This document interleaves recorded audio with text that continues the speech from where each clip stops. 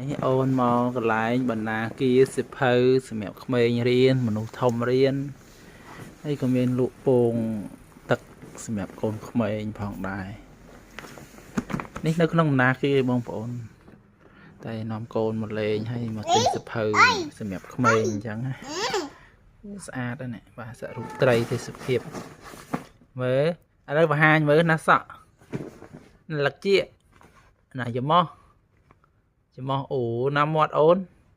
មាត់អូណាដៃអូននៅណាជើងចាអូបង្ហាញជើងទៀតហ្នឹងជើងគេ